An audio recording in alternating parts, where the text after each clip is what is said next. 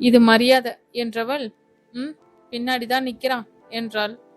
அணுவின் பின்னே கை காட்டி சடாரென திரும்பியவள் சற்றே தடுமாற அவனை பிடித்து நிறுத்தியவன், ஹே பொண்டாட்டி, இந்த புருஷன் வீட்டுக்கு வரத்துக்கு உனக்கு அவ்வளோ அவசரமா? இன்னும் 2 வீக்ஸ் இருக்கியா? அது வரைக்கும் உங்க வீட்டில் தாண்டா நீ இருக்கணும். என்னதான் இந்த புருஷனை பார்க்க முடியாம மனசு தவிச்சாலும் இன்னும் 2 வாரத்துக்கு இந்த பக்கம் வரக்கூடாதுடா செல்லம். என் செல்லம் இல்ல, என் பட்டுக்குட்டி இல்ல, இந்த புருஷன் சொல்றத கேளுடா என்றான் அவள் தாடையை பற்றி கொஞ்சுதலாய். முருகா, என்னை இந்த கொடுமையெல்லாம் பார்க்க வைக்கிறியே என்று தலையில் அடித்துக்கொண்டு அருணி நகர்ந்துவிட, உன்னை கொலை பண்ண போறேன். அவனது கையை பட்டன்னு தட்டிவிட்டாள் அனு. அதுக்கெல்லாம் எம்மனை அப்பாயின்மெண்ட் பண்ணியிருக்காங்க கடவுள். நீ தேவையில்லாம சிரமப்பட்டுக்காத. பதிலின்றி அவனை உறுத்தி விழித்தவள், இன்னும் 2 வீக்ஸ்ல கல்யாணமாமே, யாரை கேட்டு இதெல்லாம் பண்ற என்றாள். நான் பண்ணலையே, உங்க அப்பா பண்றார், வேணும்னா அவரை கேளு என்றான் அவன் விட்டெறியாய். டேய், எனக்கு உன்னை பிடிக்கலடா வெறுப்பாய் உமிழ்ந்தவள். அணுவோ, ஓகே, பிரச்சனையே இல்லை, இதை அப்படியே உங்க அப்பாட்ட சொல்லிடு. ஐயோ, என்னால டாடி கிட்ட சொல்ல முடியாது. ஏன்? டாடிக்கு கோபம் வந்தா அவ்வளவுதான். இன்ஃபேக்ட் ரொம்ப ஜாஸ்தியா இருக்கும். அதுக்கு நான் என்ன பண்றது? இடியட் இடியட் என்றவள், என்ன கல்யாணம் பண்ணிட்டா வாழ்க்கை முழுசும் நீ சிரமப்பட சொல்லிட்ட. வாழ்க்கையே போர்க்களம், வாழ்ந்துதான் பார்க்கணும். அணு போர்க்களம் மாறலாம், போர்க்களம்தான் மாறுமா? என்ன முறைக்கிற? யாரை கல்யாணம் பண்ணினாலும் போர் புரிஞ்சுதான் ஆகணும். அதுவே உன்னை கல்யாணம் பண்ணிட்டா வீர தீர போரா இருக்கும்ல. நானும் வீரந்தான்னு ஜம்பமா சொல்லிக்கலாம் பாரு. எதையாச்சும் சொல்லி இந்த கல்யாணத்தை நிறுத்து. முடியாது பேபிமா. ஏன்? ஏன்னா எனக்கு உன்னை பிடிச்சிருக்கு. எனக்கு உன்னை பிடிக்கல. அதெல்லாம் போக போக பிடிக்கும். எப்பவுமே எனக்கு உன்னை பிடிக்காது. பிடிக்கும், பிடிக்க வைப்பேன். உன்னால முடியாது. முடியும். It's a challenge. All the best. அடுத்து வந்த ஞாயிற்றுக்கிழமையில் சந்தர் அணுவின் கழுத்தில் தாலி கட்டினான். கிருஷ்ணச்சந்தர் அனுலையாவின் முதல் இரவு. காற்றில் வேகத்தில் கல்யாணமும் அதன் தொடர்ச்சியாய் சடங்குகளும் நடந்தேறியிருக்க, சந்தர் மட்டும் அணுவின் முதலிரவு குடுகுடுவென ஓடி வந்துவிட்டு இருந்தது. மாடியில் இருந்த சந்தரின் அறையிலேயே முதலிரவிற்கு ஏற்பாடாகி இருந்தது. அணுவை அறைக்குள் அனுப்பிய கல்பனா, கொஞ்சம் ஜாஸ்தி பேசுவானே தவிர சந்தர் ரொம்ப மெச்சூர்ட், அதனால கவலைப்படாத என்று அவள் கன்னம் தட்டி சென்றார். அவர் சொன்னதற்கு என்ன அர்த்தம் என்று யோசித்தவாறே அறைக்குள் நுழைந்தவருக்கு அப்படியொன்றும் பயமில்லை. ஏனோ அவனை சமாளித்து விடலாம் என்றே தோன்றியது. எப்படி, எதனால், ஏன் என்ற கேள்விகளுக்கு அவளிடம் பதிலில்லாத போதும் மனம் தைரியமாகவே இருந்தது. பார்க்க பழங்கஞ்சி குடித்தவன் போல காட்சி அளித்தாலும் பிரியாணியான தன்னை கபலீகரம் செய்துவிட மாட்டான் என்று தீர்க்கமாக நம்பிக்கை அவளை முகம் நிமிர்த்தி அறையை ஆராய வைத்தது. சாரை காணவில்லை. பக்கி எங்க போனுச்சு? கண்கள் அறையில் நுணுக்கங்களை இம்மி விடாத ஆராய்ந்தன. எங்கேயும் அந்த பக்கி காணவில்லை. ஒருவேளை பயந்துருச்சோ என்ற கேள்வியும். அந்த அறத்துக்கா பயம்? விஷம் விஷம், உடம்பு முழுசும் விஷம் என்றாள் அணு கடுப்புடன். ஆனாலும் இவனால் எப்படிதான் ஈனி இழிச்சிட்டே அலைய முடியுதோ? வெக்கமானம் சூடு சொர்ணன்னு எதுவுமே இல்லாம அணுன்னு கொஞ்சறான். Stupid idiot. அவள் கருவி கொண்டிருக்கையில் அவள் முதுகு காட்டி நின்று கொண்டிருந்த கதவு படாரென திறந்தது. Oh my God! உடல் அதிர அவள் திரும்ப, ஹே பேபிமா, என்ன தனியா புலம்பிக்கிட்டு இருக்க என்றபடி கையில் கத்தையான காகிதங்களுடன் சிறு மணிக்கணினியுடனும் உள்ளே நுழைந்தான் சந்தர். பெரிய ஆபீசர்னு நினைப்பு. காலையிலே பார்க்கவே வேலை இல்லை, இதுல நைட்டு வேற. ஐயையோ, இவன் அல்டாப்புக்கு அளவே இல்லாம போச்ச கடவுளே.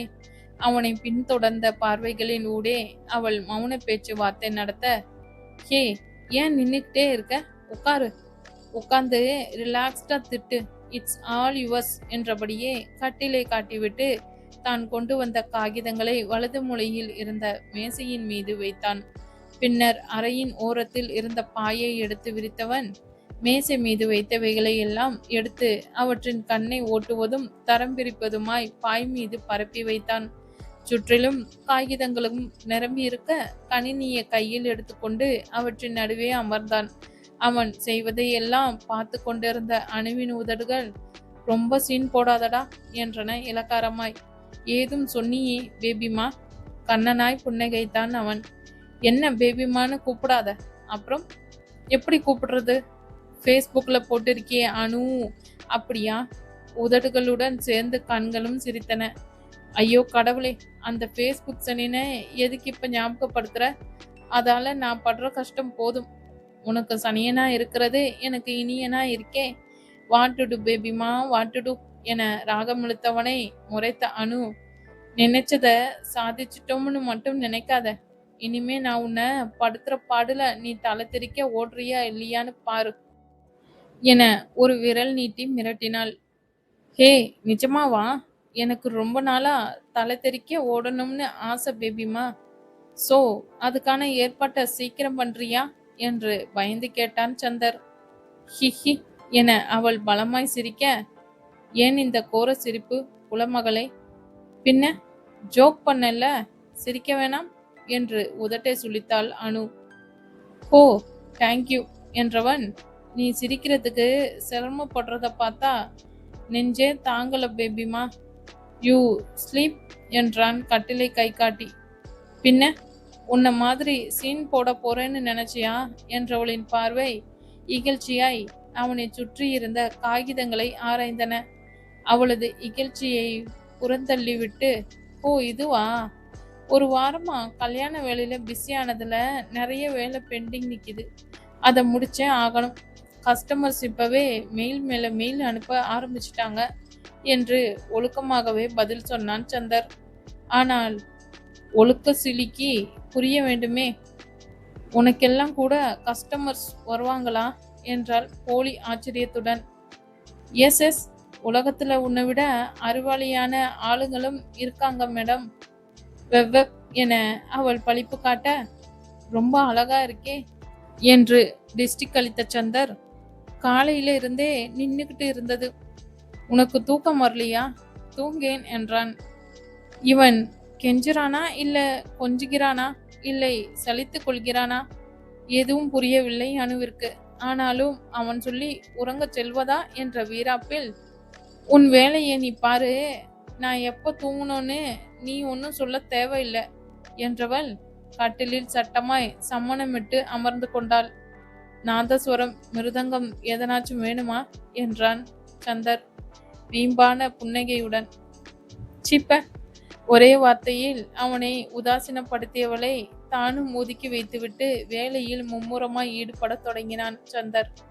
கண்கள் காகிதத்திற்கும் கணினிக்கும் கபடி ஆடிக்கொண்டிருக்க, பரப்பி வைக்கப்பட்டிருந்த காகிதங்கள் ஒவ்வொன்றாய் ஒரு இடத்தில் குழும தொடங்கியது. உள்ளம் குறுகுருவென துடிக்கவும் கண்ணை மட்டும் உயர்த்தி பார்த்தான் சந்தர். அவனிடம் இருந்த கண்ணை வேகமாய் வேறு புறம் திருப்பினாள் அனுலையா. இன்னும் தூங்கலையா பேபிமா? முகம் சலிப்பை காட்டியது. புது இடம்ங்கிறதால தூக்கம் வரலையா? கொஞ்சம் பரிதாபம் கலந்து அவன் கேட்க, ஆமா என முணுமுணுத்தாள் அணு. 100ல இருந்து 1 வரைக்கும் எண்ணு, தூக்கம் பச்சக்குன்னு வந்து ஒட்டிக்கும். லூசு, 1ல இருந்து தான் 100 வரைக்கும் எண்ணணும். ஐயோ ஐயோ, நீ எல்லாம் கோர்ட்ல போய் என்ன செய்வ? ஒன்றும் பேசாமல் சிரித்துவிட்டு வேலையை தொடர்ந்தான் சந்தர். என்னது இது, சுனாமி கினாமி வரப்போகுதா? கவுண்டர் கொடுக்காம தேமேன்னு இருக்கா என யோசித்தவளின் பார்வை அவனையே வட்டமிட்டது. உள்ளுக்குள் குழும்பிய எண்ணங்கள் முழுதும் நாவை உசுப்பிவிட, ஹே உண்மையை சொல்லு, உனக்கு யாரும் பொண்ணு தரலன்னு தானே? அதானே? இதான் சாக்குன்னு என்னை கல்யாணம் பண்ணிக்கிட்ட என கேட்டாள் அணு. ஏ சூப்பர்யா, கரெக்டா சொல்லிட்டியே வெக்கமே இல்லாமல் ஆமோதித்தான் சந்தர். ச என அவள் தலையில் அடித்துக்கொள்ள, என்னை விடு, நீ ஏன் சரி சொன்ன என்றான் சந்தர் புருவம் உயர்த்தி. சரி சொன்னனா? நான் வேணான்னு தானே சொன்னேன் என அவள் கண்ணை உருட்ட, என்கிட்ட சொல்லி என்ன புண்ணியம்? உங்க டாடி கிட்ட சொன்னியா? டாடி கிட்ட தான் சொல்ல முடியாதே. ஏன்? அவரு அவ்வளவு டெரரா? டெரரா? ம், அப்படியெல்லாம் இல்ல. பின்ன எனக்கு பிடிக்கலன்னு சொல்ல வேண்டியது தானே. லூசா நீ? நான் தான் உன்னை லவ் பண்றேன்னு சொல்லி தொலைச்சிருந்தேனே. தன் மொத்த ஆதங்கத்தையும் அவள் கொட்ட, சோ வாட்? என்ன அடிவாங்க வைக்கத்தானே செஞ்ச? அத ஒத்துக்கிட்டு இப்போ பிடிக்கலன்னு சொல்ல வேண்டியது தானே. அனு சலிப்பாய் உச்சி கொட்டினாள். டாடிக்கு பொய் சொன்னேன்னு தெரிஞ்சா செம்ம கோபம் வரும். அதனால உனக்கும் பிடிக்காத கல்யாணத்தை பண்ணிப்பியா? ம், ஆக்சுவலி நான் பண்ணினது பெரிய காரியம். அதான் பயமா இருந்துச்சு. வினுக்காவோட லவ் பத்தி தெரிஞ்ச டைம்ல டாடி அக்காவோட பேசவே இல்லை. கல்யாணம் ஃபிக்ஸ் ஆனதுக்கு அப்புறம்தான் பேசினாங்க என்று உள்ளம் திறந்து பதில் சொல்லி கொண்டே சென்றவள் சட்டென்ன பேச்சை நிறுத்தி, ஏய் எருமை, எனக்கு பிடிக்காத கல்யாணம்னு தெரியுதுல, அப்புறம் என்ன கல்யாணம் பண்ணிக்கிட்ட? அடி பாவி, கெட்ட வார்த்தையெல்லாம் பேசுற ராஸ்கல். அப்படிதான் பேசுவேன், போடா பண்ணி. உன்னை யாருடா நீயும் நானும் லவ் பண்றோம்னு சொல்ல சொன்னது? நானா சொல்லலையே. உங்க டாடி என் பொண்ணு அணுவ லவ் பண்றீங்களான்னு கேட்டார். ஜஸ்ட் ஆமான்னு சொன்னேன். எப்படி ஆமான்னு சொல்லலாம்? அறிவில்லை உனக்கு? லவ் பண்ற பொண்ண லவ் பண்றேன்னு சொல்ற அளவுக்கு அறிவு இருக்கு பேபிமா. வாட்? லவ் பண்றியா? புதுசு புதுசா கிளப்பாத. நாட் புதுசு, பழசு கண்ணா பழசு. சீப்போ, உன்னாலதான் எல்லாம் என எரிச்சல் கொண்டவள், பெரிய இவனாட்டும் லவ் பண்ணேன் லேஸ் பண்ணேன்னு பீத்துற, ஆனா பழைய பேப்பர்காரனாட்டும் பேப்பரோட குடும்பம் நடத்திக்கிட்டு இருக்க என அவள் மூச்சை பிடித்து கொண்டு பேசி முடித்த பின்னர் சில பல நிமிடங்கள் அங்கே அமைதி நிலவியது. என்ன சொன்னோம்? இவன் ஏன் நம்மள குறு குறுன்னு பாக்குறான்? கண்கள் எடுக்க அவள் யோசிக்கும் போதே, ஆஹா பேபிமா, வாட் யூ சேயிங் என்று துள்ளி குதித்து தான் அமர்ந்திருந்த இடத்திலிருந்து எழுந்தான் சந்தர். ஐயையோ, என்னவோ காமெடி பண்ணிட்டோம் போலவே என்று மண்டைக்குள் அலாரம் அடிக்க, உனக்கு அறிவுங்கிறதே இல்ல அனு. உனக்கு ஒரு வாட்டி மொக்க பண்ணி மாட்டுனது பத்தாதா? ஐயோ, ஒழுங்கா உட்கார்ந்து இருந்தவனை உசுப்பேத்தி விட்டுட்டியே, எருமை எருமை என்று தன்னைத்தானே திட்டிக் கொண்டவள், ஹே ஸ்டாப் ரைட் தர் என்று கையை நீட்டி அவனை மறித்தாள் அனுலையா. ஓ, நீயே இங்க வரியா என அவன் கண்ணடிக்க, கர்ம கர்ம, நான் எங்கேயும் வரமாட்டேன். வார்த்தைகளை கோர்த்தன அவள் உதடுகள். நீயும் இங்க வரக்கூடாது என்று சர்வ ஜாக்கிரதையாய். நீ தானே பேப்பரோட குடும்பம் நடத்தாத, பெப்பரோட குடும்பம் நடத்த வான்னு கூப்பிட்ட. பெப்பரா? நீ தான் பேபிமா, ஹாட் அண்ட் ஸ்பைசி. ஆக்சுவலி எனக்கு பச்சை மிளகாய், காய்ந்த மிளகாய் இதெல்லாம் விட பெப்பர் தான் ரொம்ப பிடிக்கும். சிறுன்னு அப்படியே ஏறும் பாரு. அப்பா, செம்ம டேஸ்ட், சேம் டைம் உடம்புக்கும் நல்லது என்று பாடம் எடுத்த சந்தரின் உதடுகளுக்கு இணையாய் அவளது கண்கள் அணுவின் மேனியை வலம் வந்தன. டூ மச்சா பேசுற, ஒழுங்கு மரியாதையா உன் பேப்பர்கிட்ட ஓடி போயிரு. அவனது காகித குவியலின் பக்கம் கை காட்டினாள் அனு. ஒரு சோக புன்முறுவல் ஒன்றை அவள் புறம் வீசியவன் என்ற நெடுமூச்சுடன் தான் முன்னர் அமர்ந்திருந்த இடத்துக்கே திரும்பிச் சென்றான். அவன் அமரும் வரை முறைத்து பார்த்தபடி அமர்ந்திருந்த அனு சட்டென முடிவெடுத்து கட்டிலில் படுத்து கழுத்து முதல் கால் வரை இழுத்து போத்தி கொண்டாள். சந்தர் ஒன்றும் சொல்லாமல் அவளை நக்கலாய் பார்த்து சிரித்தான். எருமை எருமை என்ற முணுமுணுப்பின் பின்னே, உனக்கு தெரியாது, நான் காலேஜில் படிச்சுக்கிட்டு இருந்தப்போ எத்தனை பொண்ணுங்க அனு என்கிட்ட பேசு, அனு என்னோட வண்டியில வா, அனு சாப்பிட்டியா, அனு தூங்குனியா, அனு படிச்சியா, அனு அணுன்னு பைத்தியமா இருந்தானுங்க தெரியுமா? எவ்வளவு ஏன் என் கிளாஸ்ல ஒருத்தனுக்கும் அதாவது அசைன்மெண்ட் கொடுத்தா அணுகுன்னு உரிமையா எனக்கும் எழுதி எடுத்துட்டு வருவாங்க தெரியுமா? அதெல்லாம் விட்டுட்டு நீ எல்லாம் ஒரு ஆளுன்னு உன்னை போய் கல்யாணம் பண்ணிட்டேன்ல, என்ன சொல்லணும்? இதுல உனக்கு ம் இது இது வேற கேக்குதா? அவள் பேசி முடித்த பின்னர் சில வினாடிகள் மௌனம் காத்த சந்தர், ஏன் பேபிமா, உங்க காலேஜ்ல அணுன்னு இன்னொருத்தி இருந்தாளாடா?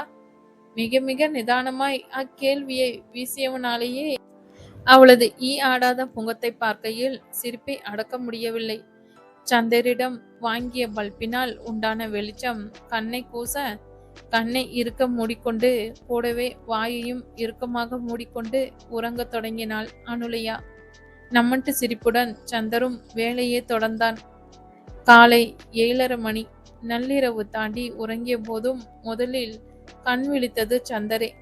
காலை கடன்களை முடித்துக்கொண்டு அறையை விட்டு வெளியேறியவன், ஆலம்பனா, ஒரு காப்பி என்று கூவலுடனே கூடத்திற்குள் நுழைய, அவன் வருகைக்காக காத்திருந்தார் போல், டே கோமா, என்னடா நைட் ஷோ செம்ம குஜாலா இருந்துச்சா என கண்ணடித்தான் சுந்தர். கேக்குறான் பாரு கேள்விய. அந்த ரகு தாத்தாவை வச்சுட்டு அலைப்பாயுதே படமா ஓட்ட முடியும்? அடிதடி படம் தான் ஓட்ட முடியும். தம்பியின் தலையை வலக்கையால் தட்டியபடியே இடக்கையில் தங்கையின் கையில் இருந்து தினசரியை பறித்தான். டே எருமை, படிச்சுட்டு இருக்கேன்ல என்ற அருணியின் கூவலுக்கு இடையே, ஆஹா, என்ன சேதாரம் பலமோ என சுந்தர் சிரிக்க, பின்ன கோமா கோமான்னு கோமாதாக்கு ஷார்ட் ஃபார்ம் போட்டு என்ன கோமாக்கு தள்ளிட்டீங்களேடா பக்கீஸ் என்றவனின் பார்வை தினசரி புரட்டியபடியே, யாரு, நாங்க தள்ளினோமா? விழுறன்னு குழிக்குள்ள இவனா விழுந்துட்டு பேசுறான் பத்தியா பேச்சு என்றான் சுந்தரோ அருணியிடம் கண்ணை உருட்டி. 10 குழிக்கு நடுவுல பல்லாங்குழி ஆடின மாதிரி பேசுறான் பாரு. இருந்தது ஒரே ஒரு குழி, வேற வழி இல்லாம விழுந்துட்டு எருமை எருமை என்று திட்டில் ராகம் பாடினாள் அருணி. அருணி, இது மாதிரி பேசாதன்னு 1000 வாட்டி சொல்லிட்டேன். Stop it right now. வாயில் அதட்டலும் கையில் காப்பியுமாய் வரவேற்பறைக்குள் வந்தார் கல்பனா. சந்தரிடம் காப்பியை நீட்டியவர், அனு, இன்னும் எழுந்துக்கலையா என்றார் தலையை மறுப்பாய் அசைத்தபடி. காப்பியே உறிஞ்சினாள் அவனும். சரி, அவ எழுந்ததும் 2 பேரும் குரு அண்ணா வீட்டுக்கு மறு வீட்டுக்கு விருந்துக்கு போயிட்டு வந்துருங்க என்ன என அவர் கூறிக்கொண்டிருக்கும் போதே அனு கீழே இறங்கி வந்து விட்டாள். குட் மார்னிங் அனுமா, காப்பி குடிக்கிறியா இல்ல பூஸ்ட் ஹார்லிக்ஸ் என கல்பனா இழுக்க, காப்பியே குடிக்கிறேன் அத்தை என அவள் இழுத்து நிறுத்த, கல்பனாவும் சந்தரும் ஒருவரை ஒருவர் பார்த்து கண்ணால் சிரித்து கொண்டனர். அடுக்கலைக்குள் சென்றுவிட்ட கல்பனாவை பின்தொடர்வதா இல்லை வரவேற்பறையிலேயே இருப்பதா என்று ஒரு நிமிடம் யோசித்தவள், இந்த பக்கிங்களோட இருக்கிறதுக்கு அத்தையே மேல் என்று முடிவு செய்தவளாய் அடுக்கைக்குள் ஓடினாள். உடன் பிறந்தவர்கள் மூவரும் வாயில் கை வைத்து சிரித்தனர். சட்டென கதவின் பின்னிலிருந்து தலையை நீட்டியவள், என்ன அங்க கெக்கப்புக்கேன்னு சிரிப்பு என்றாள் அதட்டலாய். என அருணி தொடங்கும் முன்னர், ஒண்ணுமில்ல பேபிமா, சும்மா, நீ காப்பி குடி என்ற சந்தரின் உதடுகளில் தெய்வீக புன்னகை ஒன்று தவழ்ந்தது. பதில் ஏதும் பேசாமல், அது அந்த பயம் இருக்கட்டும் என்ற பாவனையை முகத்தில் தாங்கியபடியே அவனையே குறுவென பார்த்தவள் அலட்சியமான ஒரு தோல் குலுக்களுடன் அடுக்கலுக்குள் நுழைந்தாள்.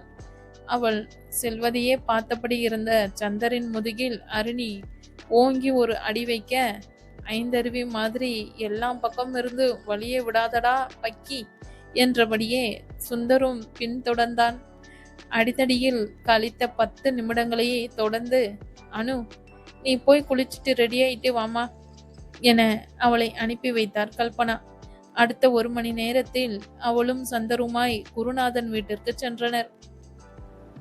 அவர்கள் வரவிற்காக வெகு ஆவலுடன் காத்திருந்தார் போல், வாங்க வாங்க மாப்ள, வாடா அனு என்று வாய் நிறைய வரவேற்றார் குருநாதன்.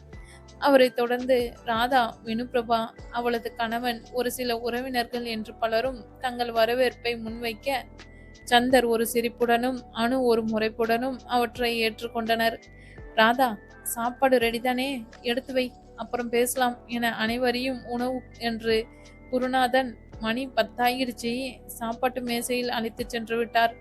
பெண்களையும் மாப்பிள்ளையையும் முன்னுரிமை கொடுத்து அமர வைத்தவர் தானே பரிமாறத் தொடங்கினார். அணுவிற்கும் ஆச்சரியமோ ஆச்சரியம். குருநாதன் சாப்பிட மட்டுமே உணவு மேசைக்கு வந்து பழகியவர். அவருடைய உணவை கூட ராதாதான் பரிமாற வேண்டும். அவராய் எடுத்து போட்டு உண்டதே இல்லை. அப்படிப்பட்டவர் கேசரியையும் வடையையும் தூக்கி கொண்டு இப்படியும் அப்படியுமாய் ஓடுவது. அனுமா, உனக்கு கேசரினா பிடிக்குமே, இன்னும் கொஞ்சம் வைக்கட்டா என கேட்பதும் அணுவிற்கு விக்கியது. தண்ணி எடுத்து குடிடா என்றபடி கோலையை எடுத்து அவளது வாயருகே கொண்டு வந்து கொடுத்தவர், இருங்க மாப்பிள, சட்னி தானே, நான் வைக்கிறேன் என்றபடி வினுவின் கணவரை கவனிக்க விரைய, வாட்ஸ் ஹேப்பனிங் வினு, டேடியா இது என அருகே இருந்த அக்காளிடம் முணுமுணுத்தாள் அனு.